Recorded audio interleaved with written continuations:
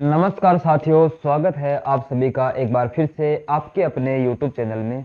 दोस्तों, जैसा कि आप सबको पता है, हम क्लास 10th के अंदर चैप्टर नंबर 4 कार्बन एवं उसके यौगिक आज हम चर्चा करने वाले। यहाँ पर आप थंबनेल को देख करके समझ गए होंगे कि यहाँ पर हम कंप्लीट नोट्स जो कि हैंड रिटन होंगे वो लेकर के आए हैं। उसकी PDF आपके साथ में शेयर करेंगे।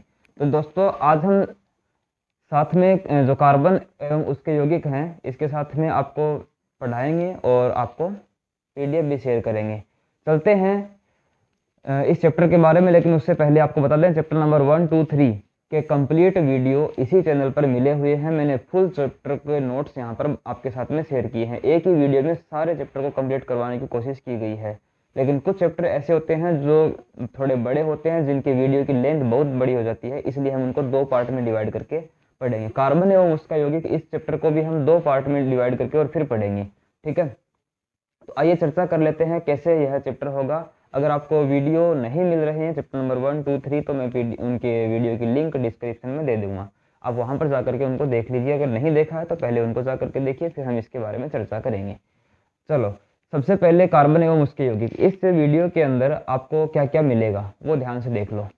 सबसे पहले मैं आपको यहाँ पर बताऊंगा कार्बन जो है उसके बारे में, कुछ इसकी फिजिकल प्रॉपर्टी के बारे में, इसके नेचर के बारे में। इसके अलावा हम बात करेंगे कि कार्बन जो होता है उसकी वैलेंसी यानी कि संयोजकता क्या होती है। ठीक है, संयोजकता के बारे में बात करेंगे। इससे जुड़ा हुआ एक क्वेश्चन पूछा जाता है कि कार्बन की संयोजकता क्या होती है, +4 या -4 या केवल 4। तो उस पर हम डिटेल से चर्चा करेंगे। कुछ यौगिक हैं जिनको हम सहसंयोजिक यौगिक बोलते हैं। क्या बोलते हैं? सहसंयोजी यौगिक। सहसंयोजी यौगिक, तो वो क्या होते हैं उनके बारे में बात करेंगे। और बहुत सारे संयोजी यौगिक जो होंगे उनके उदाहरण हम यहाँ पर देखेंगे। आपको उनकी इलेक्ट्रॉन बिंदु संरचना दर्शानी पड़ेगी। इलेक्ट्रॉन बिंदु संरचना, ठीक है, वो आपको बनानी मैं सिखाऊंगा यहाँ पर। उसके बाद में कार्बन के जो अपर रूप हैं उनके बारे में हम बात करेंगे। ठीक है, इस तरीके से अपना चैप्टर आगे चलेगा। आइए चले देखते हैं। सबसे पहले PDF आपको बता देते हैं कहाँ से आपको PDF और किस तरीके की PDF आप लोगों को देखने को मिलने वाली। ये देखिए, आपके पास में PDF है कंप्लीट, और इसके अंदर कार्बन एवं उसके यौगिक आपको करवाया जा रहा है। इसके अंदर कार्बन यौगिकों के बारे में हम चर्चा करेंगे इस वीडियो के अंदर ही, और कार्बन की जो वैलेंसी है उनके बारे में चर्चा करेंगे। कुछ इलेक्ट्रॉन बिंदु संरचना आपको दिखाएंगे। कार्बन के अलोट्रोप हैं जिसको हम अपर रूप बोलते हैं, हीरा, ग्रेफाइट और फ्लोरीन, वो दिखाएंगे। उनकी संरचना क्या होगी, कैसे होगी, वो बताएंगे। और कार्बन की जो सर्वतोमुखी प्रकृति है उसके बारे में, चतुसंयोजकता, इनके बारे में हम चर्चा करने वाले हैं। ठीक है, उसके बाद में नामकरण वाले जो टॉपिक है उससे हमेशा हर साल क्वेश्चन आता है, उसको बड़े ध्यान से आप लोगों को देखना है। जब भी मैं आपको ये बोलूँ कि इस टॉपिक पर थोड़ा गौर कीजिए, इसका मतलब वो एग्जाम के पॉइंट ऑफ व्यू से बहुत ज़्यादा इंपॉर्टेंट है।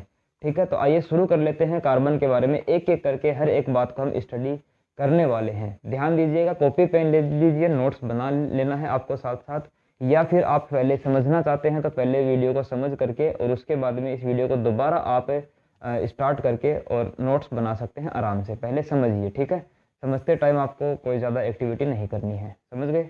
चलो, तो आइए बात कर लेते हैं कार्बन। कार्बन का जो प्रतीक होता है वो C होता है, सबको पता है, और इसका परमाणु क्रमांक होता है वो 6 होता है, यानी कि hydrogen, helium, lithium, beryllium, boron, carbon 6 number पे आता है। बाह्यतम कोश में 4 इलेक्ट्रॉन रहते हैं, पहले वाले में 2, फिर दूसरे वाले में 4, तो बाह्यतम कोश में कितने हो गए? 4। इसलिए इसकी संयोजकता जो होती है वो 4 होती है। इलेक्ट्रॉनिक विन्यास क्या होता है? पहले 1s2, फिर 2s2, 2p2, यानी कि दूसरे वाले में टोटल मिला करके 4 हैं, पहले वाले में 2 हैं। ठीक है, बंध कोण जो होता है कार्बन के परमाणुओं के बीच में वो होता है 109 डिग्री 28 मिनट। ठीक है, आबंधन की अगर हम बात कर लें तो इसके अंदर किस प्रकार का बंध बनाया जाता है? आप बोलोगे सहसंयोजी बंध इसके अंदर बनाया जाता है ज़्यादातर। और सहसंयोजी बंध भी 3 प्रकार के हो सकते हैं, एकल बंध, द्विबंध बंध और त्रिबंध। कार्बन कार्बन के बीच में यदि एक ही बॉन्ड है तो उसको हम एकल बंध बोलेंगे, और 2 हैं तो उनको द्विबंध बंध बोलेंगे, अगर 3 है तो उसको त्रिबंध बोल देंगे। यानी कि इसके बारे में डिटेल से आगे चर्चा करेंगे। आपको टेंशन लेने की कोई आवश्यकता बिल्कुल भी नहीं है। समझ गए? चलो, तो अब बात कर लेते हैं प्रकृति में कार्बन के यौगिकों जो होते हैं उनकी संख्या सर्वाधिक पाई जाती है। बहुत ज़्यादा कार्बन के कंपाउंड है, अर्थात अकेले कार्बन के इतने यौगिक हैं जितने कि अन्य सभी तत्वों के कुल यौगिक भी नहीं है। परंतु प्रकृति में कार्बन की जो प्रतिशत मात्रा है वो अत्यंत कम है, यानी कि परसेंटेज अमाउंट देखी जाए तो वो बहुत ही कम है। जैसे कि अब बात करें प्रकृति में 0.02% कार्बन भू प्रॉपर्टी में खनिजों के रूप में तथा 0.03% कार्बन वायुमंडल में CO2 के रूप में रहता है। आई बात कुछ समझ में? 0.03% केवल CO2 के अंदर है। पूरे पर्यावरण को हम 100% मानते हैं, तो उसका 0.03% केवल CO2 के रूप में, 0.02% भू प्रॉपर्टी में खनिजों के रूप में। टोटल मिलाकर के कार्बन जो अपने पृथ्वी के ऊपर 0.05 है अपने एनवायरनमेंट के अंदर, यानी पर्यावरण के अंदर, बस। लेकिन फिर भी उसके यौगिकों की बात करें तो वो सबसे ज़्यादा है। ऐसा क्यों है? इनका कारण हम आगे जानेंगे अभी।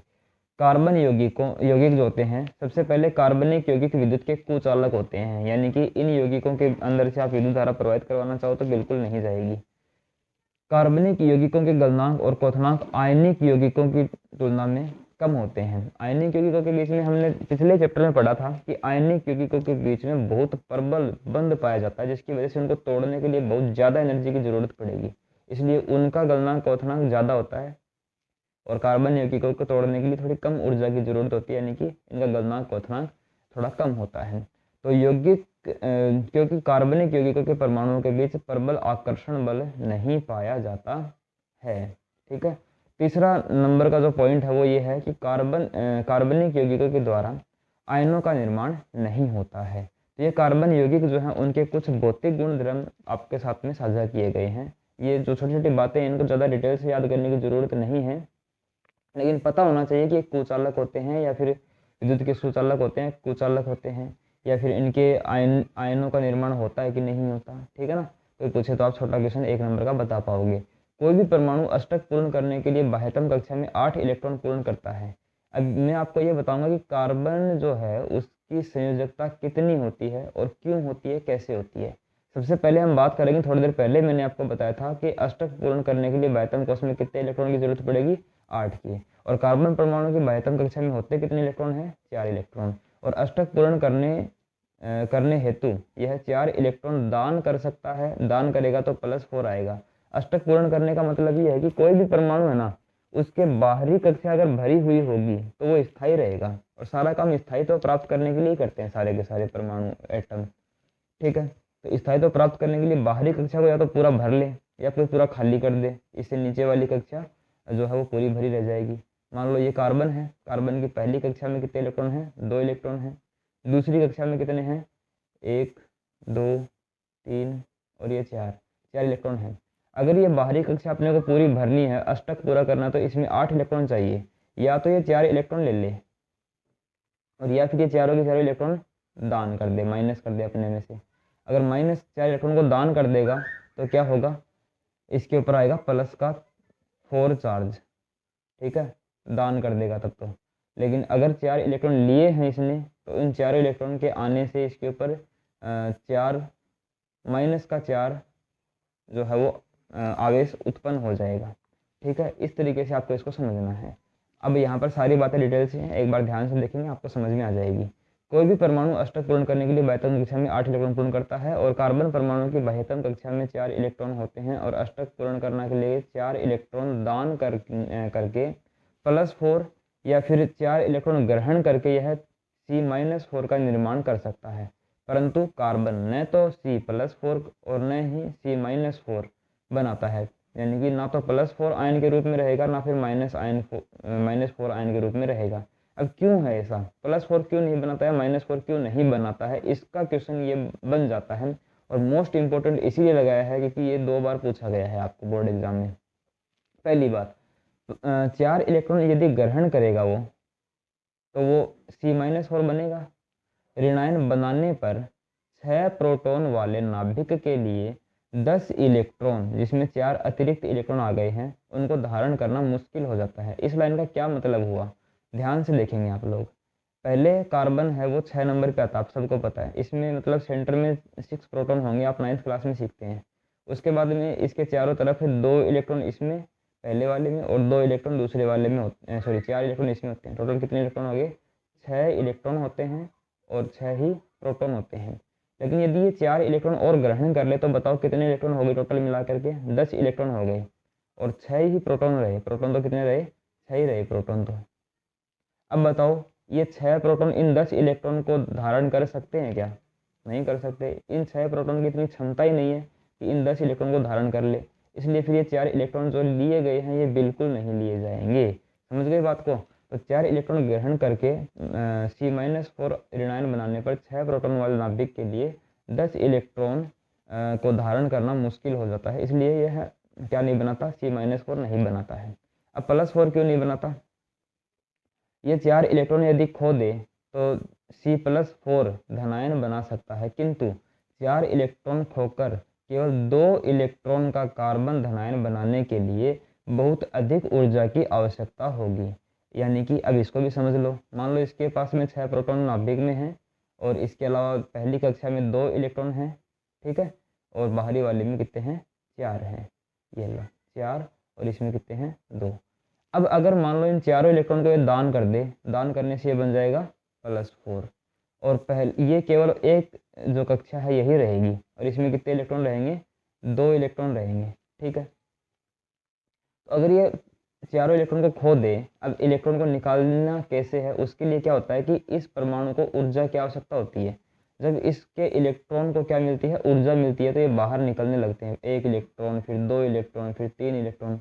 अब अगर हम इन चारों इलेक्ट्रॉन को निकालना चाहें तो उसके लिए अपने को इतनी ज़्यादा ऊर्जा की ज़रूरत होती है जो कि संभव ही नहीं है, ठीक है। तो कार्बन के पास में इतनी ऊर्जा नहीं है कि वो अपने 4 इलेक्ट्रॉन को दान कर दे और फिर केवल और केवल 2 इलेक्ट्रॉन वाले धनायन को बना सके। ऐसी क्षमता इसकी नहीं है।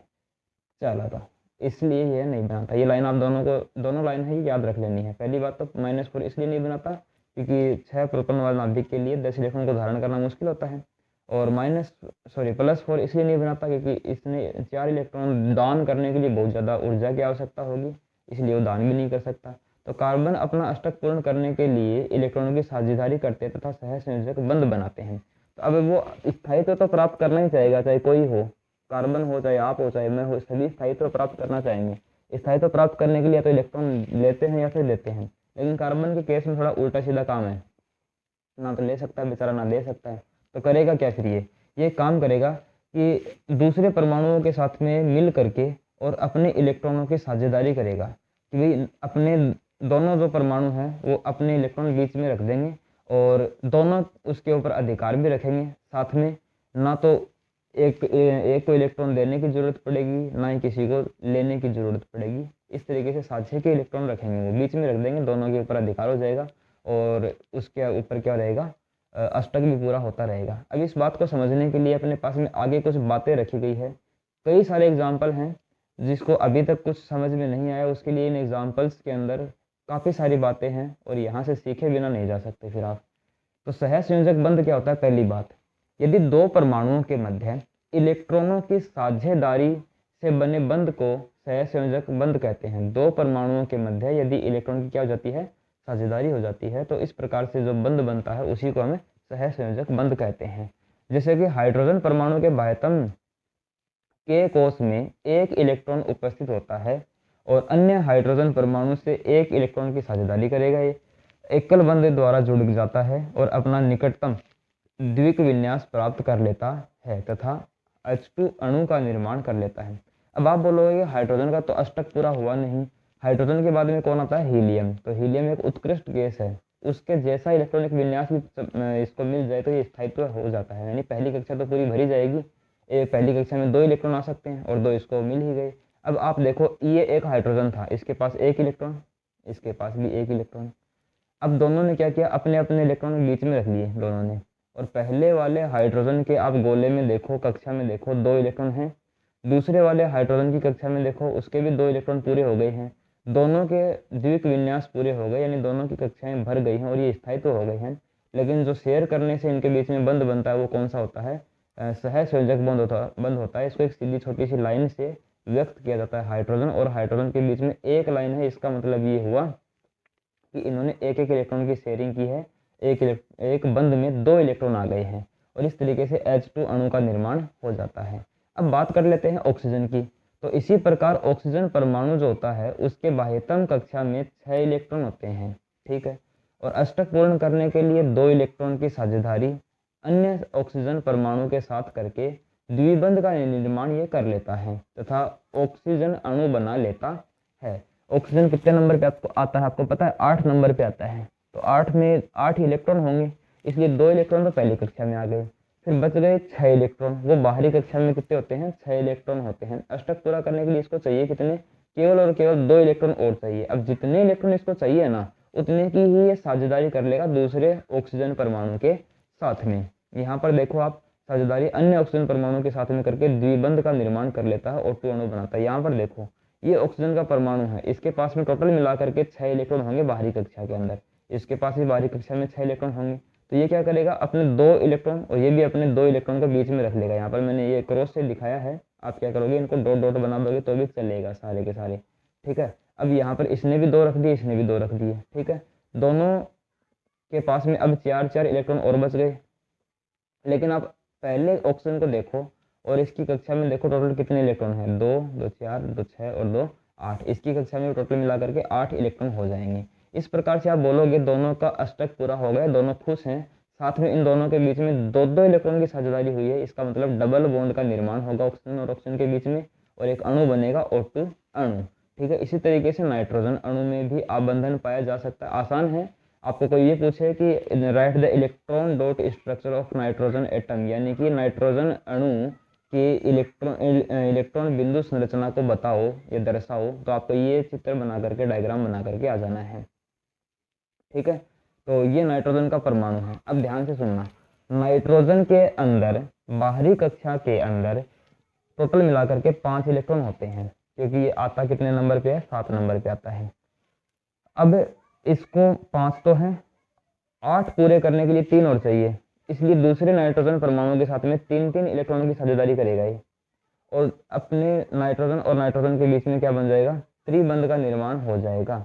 अब यहाँ पर एक गलती हुई है, वो गलती क्या है देखो मैं बताता हूँ आपको। इसमें 3 इलेक्ट्रॉन की साझेदारी तो कर ली, बच गए कितने इलेक्ट्रॉन? 2 इलेक्ट्रॉन बच गए। तो यहाँ पर केवल और केवल एक है ना, एक तो यहाँ पर और एक यहाँ पर, 2 इलेक्ट्रॉन दर्शा दो, बस 2 ही होंगे। इसके पास में केवल और केवल कितने इलेक्ट्रॉन होंगे? 2 इलेक्ट्रॉन होंगे। समझ गए बात को? 2 ये हो गए और 6 ये हो गए। कितने हो गए बताना? 8 हो गए। ठीक है ना। तो इस तरीके से 3 इलेक्ट्रॉन की साझेदारी करने से नाइट्रोजन नाइट्रोजन के बीच में और त्रिबंध बन जाता है और एक अणु बनता है जिसको हम नाइट्रोजन अणु कहते हैं। ठीक है, इस प्रकार से अब अपने को क्या करना है, एक और अणु बता रहा हूँ जिसमें 2 अलग अलग परमाणु होंगे और उनके बीच में क्या बनेगा?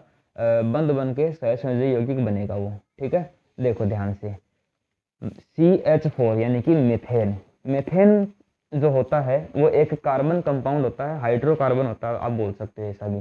ठीक है, तो अब देखो होगा क्या, इसका रासायनिक नाम मेथेन होता है, कोई दिक्कत नहीं। यह हाइड्रोकार्बन यौगिक होता है, ये भी कोई दिक्कत नहीं। साथ में क्या होता है, ज्वलनशील होने के कारण यह ईंधन के रूप में बायोगैस का प्रमुख घटक भी है। ठीक है, इसमें कार्बन परमाणु 4 हाइड्रोजन परमाणुओं से एक एक इलेक्ट्रॉन की साझेदारी करके और 4 एकल बंधों से जुड़ा रहता है। ठीक है, होता क्या है देखो अब आगे, कार्बन के पास में बाहरी कक्षा में 4 इलेक्ट्रॉन होते हैं और 4 हाइड्रोजन परमाणु आएंगे। हर हाइड्रोजन परमाणु के साथ में एक एक इलेक्ट्रॉन की साझेदारी करेगा और चारों के साथ में क्या बना लेगा? सिंगल बॉन्ड यानी कि एकल बंध बना लेगा।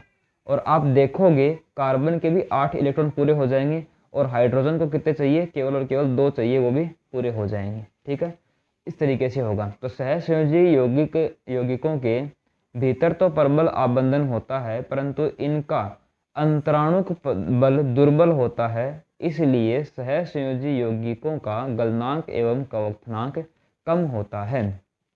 अब इस बात को मैं बाद में समझाऊंगा, पहले आप इस परमाणु के बनने की जो प्रक्रिया है वो समझो।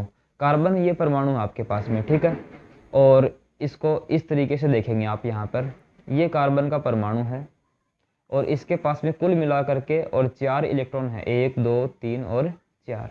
और इसके नज़दीक एक हाइड्रोजन परमाणु आता है, उसके पास में 1 इलेक्ट्रॉन है। ठीक है, एक और हाइड्रोजन आता है, उसके पास भी कितना इलेक्ट्रॉन है? 1 इलेक्ट्रॉन। एक और हाइड्रोजन आएगा, उसके पास में भी। इस तरीके से टोटल मिला करके और 4 हाइड्रोजन परमाणु आते हैं जिनके पास 1 इलेक्ट्रॉन है।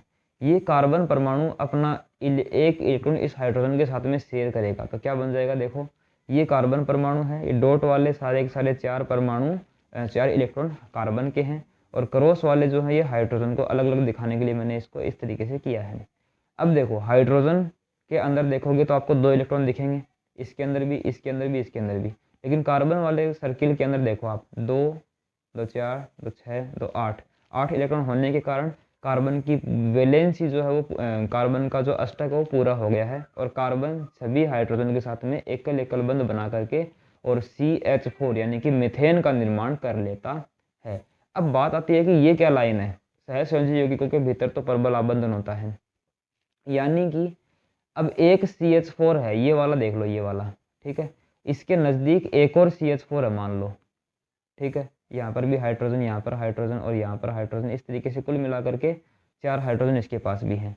अब आप देखो भीतर तो परबल आबंधन होता है, यानी कि ये जो बंध बन रहा ना ये तो परबल होता है, लेकिन इन दोनों के दोनों अणुओं के बीच में CH4 जो है, इनके बीच में कोई भी जो आकर्षण बल है वो बहुत कम होता है, थोड़ा बहुत होता तो है लेकिन कम होता है। इसलिए इनको जब गर्म करेंगे ना तो ये अणु जो है ये अपना उड़ करके और बाहर चला जाएगा, ये भी बाहर चला जाएगा, यानी कि आराम से इनको अलग अलग किया जा सकता है। और जब हम गर्म करते हैं और वो अणु अलग अलग हो जाते हैं, इसी प्रक्रिया को हम क्या बोलते हैं, गलनांक और क्वथनांक बोलते हैं। तो अगर हम गर्म करेंगे तो थोड़े से ताप पर ही हम इनको अलग कर सकते हैं, इसलिए थोड़ा सा ही ताप है, यानी कि थोड़ा ही इसका क्वथनांक होगा और थोड़ा ही गलनांक होगा। गलनांक और क्वथनांक कम होंगे। समझ में आ गई होगी बात। भीतर परबल आबंधन होता है, यानी कि कार्बन और हाइड्रोजन के बीच में परबल आबंधन है, परंतु इनका अंतराणुक जो बल है वो दुर्बल होता है। अंतराणुक मतलब अणुओं के बीच में मिलने वाला जो आकर्षण बल है उसको अंतराणुक बल बोलते हैं। ये बात समझ में आ गई हो तो एक बार लाइक करके बता दे मेरे को, मैं भी जान जाऊंगा कि हाँ भाई ये जो मुश्किल कथन आपको दिख रहा था ये आपको समझ में आ गया है। ठीक है, तो अगर लाइक कर दिया हो तो हम आगे आपको बताने वाले हैं कि कौन सा टॉपिक है और किस तरीके से उसको हमें पढ़ना है। बात आती है कार्बन के अपर रूप। एक चीज़ और बता दूं, अगर आपको ऐसा लग रहा है कि हमें ये जो वीडियो है साफ दिखाई नहीं दे रहा है तो आप एक काम कर लो, इसकी जो क्वालिटी है ना वो आपकी शायद 144 होगी, इसको आप बढ़ा करके 360 या 720 के आसपास कर लो, 720 या 360 के अंदर देखोगे ना तो आपको एकदम साफ दिखाई देगा, कोई समस्या नहीं होगी। ठीक है ना। चलो तो अब हम आगे बात कर लेते हैं कार्बन के अपर रूप। क्या होता है कार्बन के अपर रूप? देखो, प्रकृति में कार्बन परमाणु विभिन्न भौतिक गुणों के साथ विविध रूपों में पाया जाता है, जिन्हें कार्बन के अपर रूप कहते हैं।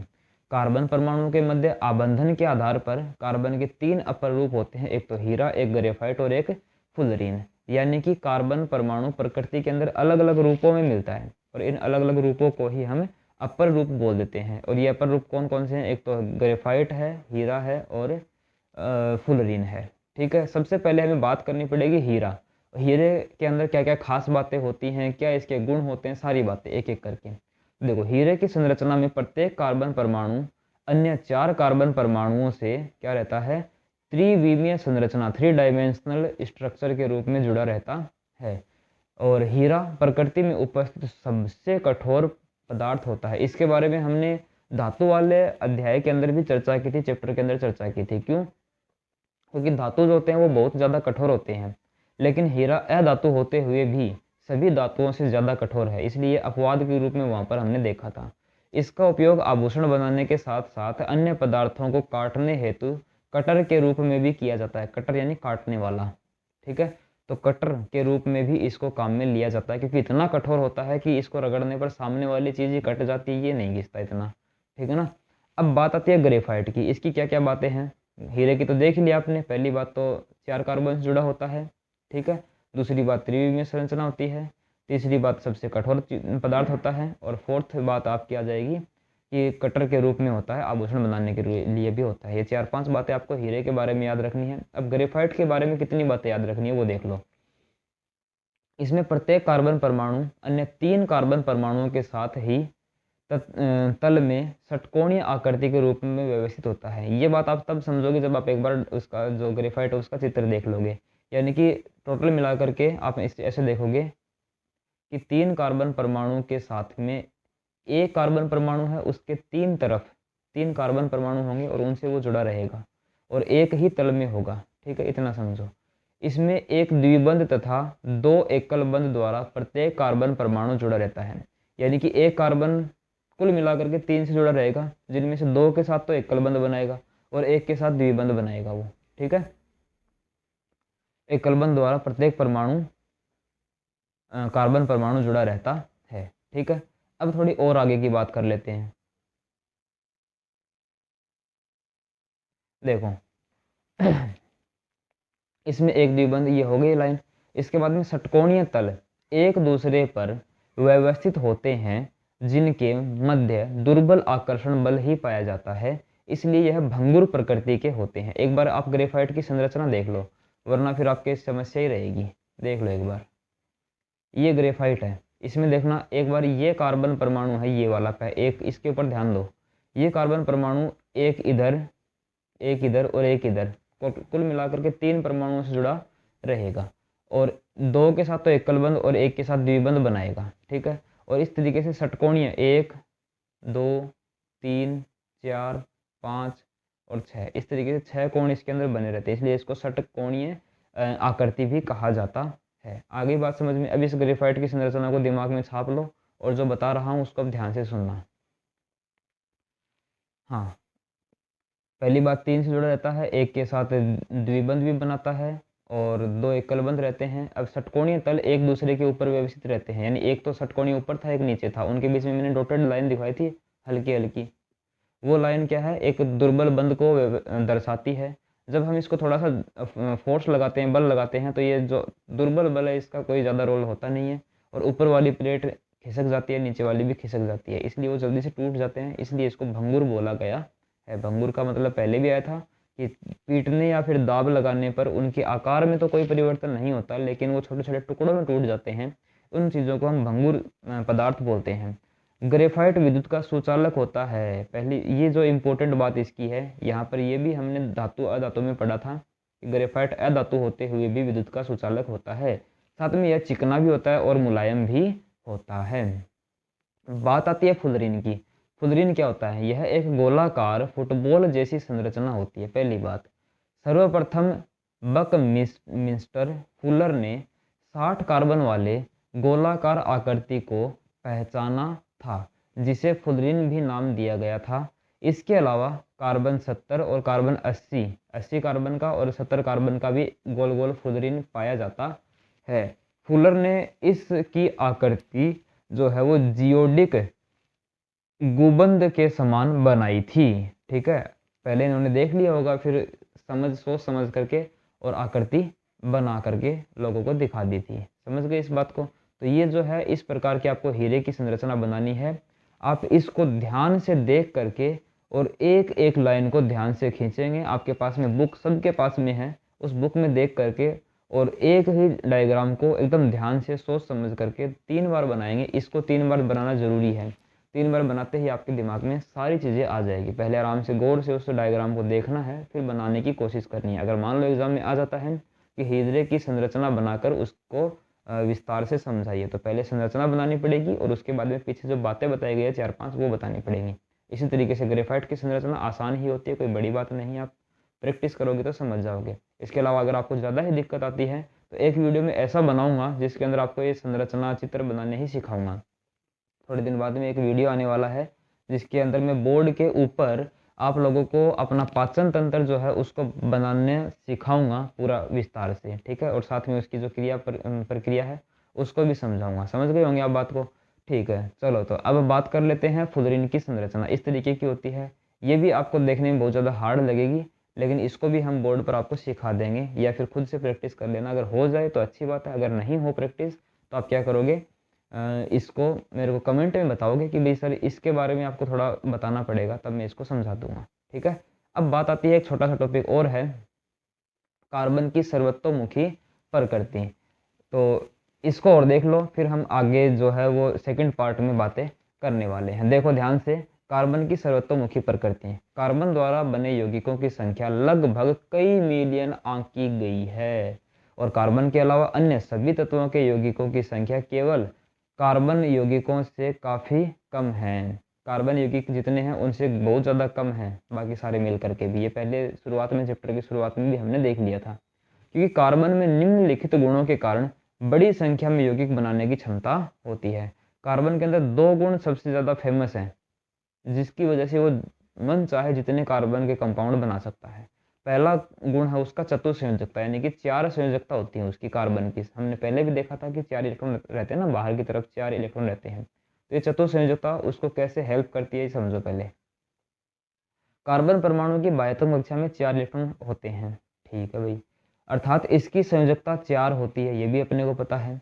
कार्बन परमाणु के 4 अन्य परमाणुओं तथा अन्य तत्वों से बंध बनाने की क्षमता रखता है, यानी कि कार्बन है वो अपने जैसे 4 कार्बन परमाणुओं से जुड़ सकता है, या फिर कार्बन मन चाहे तो दूसरे किसी परमाणुओं के साथ में जुड़ सकता है, ठीक है, दूसरे किसी तत्व के परमाणु से जुड़ सकता है, ठीक है, बंध बनाने की क्षमता रखता है। कार्बन परमाणु अन्य तत्वों के परमाणु, जैसे कि कार्बन है वो नाइट्रोजन से भी बंध बना सकता है, ऑक्सीजन से, क्लोरीन से, हाइड्रोजन से, सल्फर से आदि के साथ में बंध बनाकर और विशेष गुण वाले अनेक यौगिक बना सकता है। और अन्य तत्वों के साथ बनाए गए बंध प्रबल व स्थायी भी होते हैं, समझ गए। अन्य तत्वों के साथ बनाए गए जो बंध है वो स्थायी होते हैं एकदम से, ऐसा नहीं कि कच्चे पक्के बना लिए, एकदम बढ़िया प्रबल बंध बनाता है और एक स्थायी यौगिक भी बना लेता है, ठीक है। अब देखो आगे की बात, यहाँ पर क्या बोला गया है, प्रबल व स्थायी होते हैं कार्बन के छोटे आकार के कारण। ये थोड़ी सी इसकी विशेष बात आती है कि भाई कार्बन क्वेश्चन अलग आएगा। एक तो चतुसंयोजकता पूछे ना तो आपको यहाँ पर रुक जाना, यौगिक बना सकता है। लेकिन अगर आपको ये पूछे कि बताओ कार्बन है वो प्रबल बंध क्यों बनाता है, तो यहाँ पर एक तो बात बोली गई प्रबल बंध बनाता है। इसका कारण यहाँ पर बताया गया है कि कार्बन का एक तो आकार है वो छोटा होता है, तो कार्बन के छोटे आकार के कारण यह प्रबल और स्थायी बंध बनाता है। कार्बन का छोटा आकार क्यों होता है, यह यहाँ पर क्वेश्चन बना दिया मैंने, क्योंकि कार्बन की संयोजकता कोश में इलेक्ट्रॉन 2p कक्षक में भरे जाते हैं तथा नाभिक और 2p कक्षक के बीच की दूरी कम होने के कारण प्रबल बंध बनते हैं।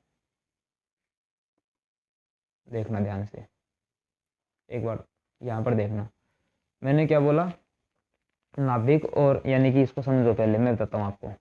कार्बन के अंदर टोटल मिला करके 4 इलेक्ट्रॉन रहते हैं, ठीक है, और इसके सेंटर में प्रोटॉन रहते हैं, ठीक है। अब इसके जो इलेक्ट्रॉन है ना वो नज़दीक नज़दीक रहते हैं, इसलिए इसकी तरफ आकर्षित ज़्यादा होते हैं। आकर्षित होंगे तो थोड़ा इसके नज़दीक आ जाएंगे और कक्षा जो है वो यहाँ पर ना होकर के थोड़ी अंदर की तरफ आ जाएगी और आकार इसका और छोटा हो जाएगा। ये बात है इसकी, साफ साफ आपको समझ में आ गई हो तो, ठीक है। इसको आप अपने शब्दों में कैसे भी लिख सकते हो, क्योंकि कार्बन की संयोजकता कोश में के इलेक्ट्रॉन 2p कक्षक में भरे जाते हैं और नाभिक से कक्षक की दूरी कम होने के कारण प्रबल आकर्षण बल लगता है और जिससे कि जो कक्षा है वो थोड़ी नज़दीक आ जाती है, ठीक है। तो पहली प्रॉपर्टी आपने देख ली, कार्बन की पहला गुण ये है कि चतुसंयोजकता होती है और वो जीव में आए उस लगभग ज़्यादातर परमाणुओं के साथ में और जुड़ करके और अपने हिसाब से कई सारे कंपाउंड बना सकता है, इसलिए उसके ज़्यादा कंपाउंड मिलते हैं, यौगिक मिलते हैं। दूसरा गुण और है उसके अंदर जिसकी वजह से उसके कंपाउंड यानी यौगिक बहुत ज़्यादा मिलते हैं, वो कारण कौन सा है दूसरा, वो है श्रृंखलन। आपके सामने लिखा हुआ श्रृंखलन। तो श्रृंखलन का क्या मतलब है ये देखो आप ध्यान से। तो कार्बन परमाणु कार्बन के ही अन्य परमाणुओं से बंध बनाकर बड़े अणु का निर्माण काफ़ी संख्या में कर सकता है। कार्बन के इस गुण को श्रृंखलन कहते हैं, यानी कि कार्बन 1 कार्बन 2 कार्बन 3 4 इस तरीके से कई सारे कार्बन जो परमाणु आपस में ही जुड़ करके लंबी श्रृंखला बना सकते हैं और इस गुण के कारण वह जीव में आए उतने का यौगिक बना सकता है, 1 कार्बन का, 2 का, 3 4 5 कितने भी लंबी श्रृंखला का वो यौगिक बना सकता है, समझ गए। साथ में देखो इन यौगिकों में शाखित, अशाखित और चक्रीय संरचनाएं बनाई जा सकती हैं या फिर पाई जाती हैं। ये जो सीधी है इसको हम बोलेंगे अशाखित संरचना। अब सीधे कार्बन की चेन है, श्रृंखला है, लेकिन इस कार्बन की श्रृंखला के नीचे एक और कार्बन जुड़ गया, यहाँ पर केवल और केवल सिंगल बॉन्ड, ये हाइड्रोजन कुछ नहीं है यहाँ पे, ठीक है, ये काटा गया है और सीधा इससे कार्बन जुड़ा हुआ है। और नीचे देखो सीधी से अगर एक नीचे की तरफ कोई ब्रांच निकल जाती है, शाखा निकल जाती है, तो उस यौगिक को हम शाखित संरचना कह सकते हैं। अब यहाँ पर देखो, 3 कार्बन ने मिल करके और एक सर्किल बना लिया, यानी चक्र बना लिया, इसलिए इसको चक्रीय संरचना बोल देंगे। यहाँ पर 1 2 3 4 5 कार्बन ने मिल करके चक्रीय संरचना बना ली है। 6 होगी तो उसको भी चक्रीय संरचना बोलेंगे। लेकिन चक्रीय संरचना बनाने के लिए ना कम से कम आपको 3 कार्बन की जरूरत पड़ेगी ही पड़ेगी, ठीक है। तो यहाँ पर एक छोटी सी बात और बोली गई है, कार्बन परमाणु कार्बन के ही अन्य परमाणु अथवा कुछ दूसरे तत्वों के परमाणुओं से द्विबंध के साथ में और त्रिबंध के साथ में जुड़ सकता है। यानी कार्बन कार्बन के साथ में डबल बॉन्ड बना सकता है, कार्बन नाइट्रोजन के साथ में ट्रिपल बॉन्ड बना सकता है, कार्बन ऑक्सीजन के साथ में द्विबंध, कार्बन कार्बन के साथ में ही त्रिबंध बना सकता है। तो कार्बन कार्बन के साथ में सिंगल, डबल और ट्रिपल तीनों बना सकता है। अगर कार्बन को द्विबंध और बनाना है तो ऑक्सीजन के साथ बना सकता है, कार्बन को त्रिबंध और बनाना है तो वो नाइट्रोजन के साथ बना सकता है। तो इस तरीके से तो नॉर्मल बातें हैं, कोई बड़ी बात नहीं है। कार्बन के अलावा केवल कार्बन ही नहीं, और भी कई सारे तत्व हैं जिनके अंदर श्रृंखलन का गुण थोड़ा बहुत पाया जाता है, कार्बन के जितना तो किसी में नहीं होता। तो देखो, कार्बन के अलावा अन्य तत्व जैसे कि सिलिकॉन और सल्फर में भी श्रृंखलन का गुण पाया जाता है, परंतु अधिक परमाणु वाले यौगिक जो उनके बनते हैं ना, सल्फर के और इनके, तो वो अस्थायी होते हैं और टूट जाते हैं बेचारे, क्योंकि ये अधिक क्रियाशील होते हैं। कोई भी चीज़ ज़्यादा क्रियाशील होगी ना, तो कोई दूसरी चीज़ उसके नज़दीक आएगी तो उससे रिएक्शन कर लेगी, अभिक्रिया कर लेगी। ज़्यादा क्रियाशील होने की वजह से वो दूसरे यौगिकों से अभिक्रिया कर लेता है और खुद का जो पहला स्वरूप है उसका वो टूट जाता है, ठीक है। इसलिए अस्थायी होते हैं वो, समझ गए बात को। तो अब अपने बात जो चलेगी वो कार्बन यौगिकों की बात चलेगी कि कार्बन यौगिक क्या होते हैं और कार्बन यौगिकों को हम कितने भागों में बांटते हैं, ये सारी बातें यहाँ पर चलने वाली हैं। कार्बन वाला चैप्टर बहुत बड़ा चैप्टर है, इसको आपको करने में काफ़ी सारा टाइम भी लग सकता है। तो अभी इस वीडियो में हम इतना ही रखते हैं। पहले मेरे को आप कमेंट करके ये बता दो कि यहाँ तक दी गई जानकारी आपको समझ में आ गई है क्या, क्योंकि समझ में आना बहुत ज़रूरी है, और यदि समझ में नहीं आएगा तो आगे पढ़ करके कोई लाभ नहीं मिलने वाला। हम क्या करते हैं, इसी चैप्टर को यहाँ तक एक बार के लिए रख लेते हैं। आप मेरे को कमेंट करके बताओगे कि यहाँ तक सारी चीज़ें समझ में आ गई हैं। कोई भी चीज़ डाउट है तो पहले उसको क्लियर करके और फिर ही हम आगे चैप्टर में बढ़ सकते हैं, वरना फिर आपको दिक्कत हो सकती है, समस्या का सामना करना पड़ सकता है।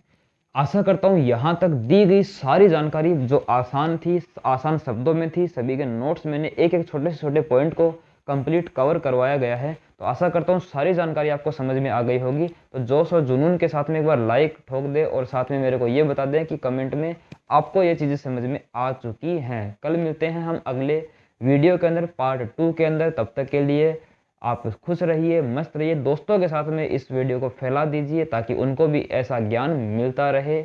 चैनल को सब्सक्राइब नहीं किया है तो उसको ज़रूर कर लें, साथ में बेल आइकन को प्रेस करने से आपको वीडियो का जो नोटिफिकेशन है ना अगले वीडियो का, वो सबसे पहले मिलेगा। तो मिलते हैं अगले वीडियो में, तब तक के लिए धन्यवाद। जय हिंद।